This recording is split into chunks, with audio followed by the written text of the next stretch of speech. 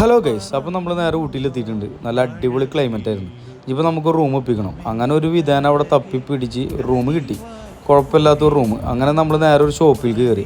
നിങ്ങൾ വിചാരിക്കും പർച്ചേസ് ചെയ്യാനാണ്, ഒരിക്കലും അല്ല, ഷോ കാണിക്കാൻ തന്നെ. അങ്ങനെ നമ്മൾ നേരെ ഒരു റെസ്റ്റോറൻറ്റിൽ കയറിയിട്ട് ഫുഡ് ഓർഡർ ചെയ്ത്. പക്ഷേ മന്തി റൈസ് കുഴപ്പമില്ല, പീസ് പക്ക അലമ്പായിരുന്നു.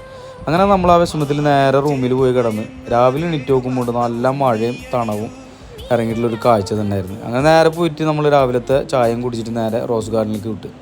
രാവിലെ ചെല്ലുന്ന ഫസ്റ്റ് ടീം നമ്മളാന്ന് തോന്നുന്നു, കാരണം വലിയ തിരക്കുണ്ടായിരുന്നില്ല. നമ്മൾ നല്ല കാഴ്ചകൾ കണ്ട് നല്ല വിഷ്വൽസ് എടുത്ത് അവിടുന്ന്, കാരണം നല്ല മഴ ഉണ്ടായിരുന്നു, അടിപൊളിയായിരുന്നു. അങ്ങനെ നമ്മൾ നേരെ കുട്ടികൾ കളിക്കുന്ന ഒരു ഏരിയയിൽ കുറേ നേരം അവിടെ സ്പെൻഡ് ചെയ്തിട്ട് നമ്മൾ പുറത്തേക്ക് ഇറങ്ങി. നോക്കുമ്പോൾ നല്ല അടിപൊളി കാഴ്ച എന്ന് ഇങ്ങനെ പ്രകൃതി ഇങ്ങനെ അണിഞ്ഞൊരുങ്ങി നിൽക്കുമായിരുന്നു. അങ്ങനെ എല്ലാ കാഴ്ചകളും കണ്ട് നമ്മൾ പോണ വഴിക്ക് ചോളം കഴിക്കണം ആഗ്രഹം. എന്തായാലും ഇത്ര ദൂരം വന്നതല്ലേ.